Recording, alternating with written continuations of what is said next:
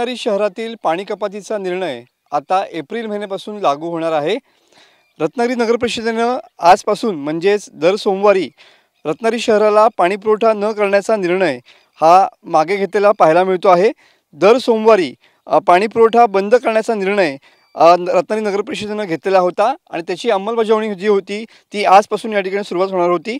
मात्र रमजान आणि गुढीपाडवा अशा सणांमुळे रत्नागिरी नगर परिषदेनं हा निर्णय जो आहे तो पुढे ढकललेला पाहायला मिळतोय। आपण सध्या रत्नागिरी शहराला पाणी पुरवठा करणाऱ्या शीळ या धरणापाशी आहोत आणि या शीळ धरणातून जवळपास रत्नागिरी शहरातील 11,000 नळ जोडण्या जे आहेत त्या ठिकाणी केलेल्या पाहायला मिळत आहेत।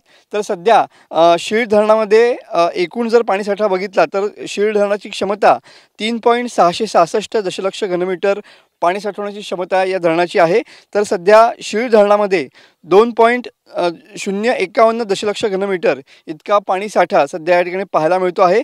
प्रखर उन्हामुळे पाण्याचं मोठ्या प्रमाणावरती या धरणातून बाष्पीभवन होत आहे आणि त्याचमुळे उन्हाचा जोर जो आहे तो वाढतो आहे आणि त्यामुळे या आजपासून म्हणजे दर सोमवारी या ठिकाणी रत्नागिरी शहराला पाणी पुरवठा न करण्याचा निर्णय नगर परिषदेने घेतलेला होता। मात्र हा निर्णय आता एप्रिल महिन्याच्या प्रत्येक सोमवारपासून या ठिकाणी लागू करण्यात येणार आहे आणि त्याच अनुषंगाने रत्नागिरी शहरातील पाणी कपातीचा निर्णय हा पुढे ढकलण्यात आलेला पाहायला मिळतो आहे। त्यामुळे आता एप्रिल महिन्यापासून ते पावसाळा येईपर्यंत या ठिकाणी रत्नागिरी नगर परिषदेला पाण्याचं काटकसरीनं या ठिकाणी नियोजन करावं लागणार आहे।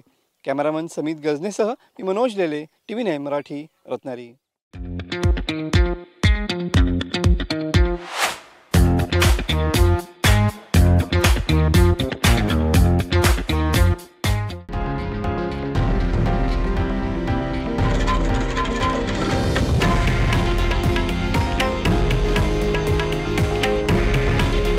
हे आहे देशातील नंबर 1 न्यूज नेटवर्क आणि आपण पाहत आहात TV9 मराठी।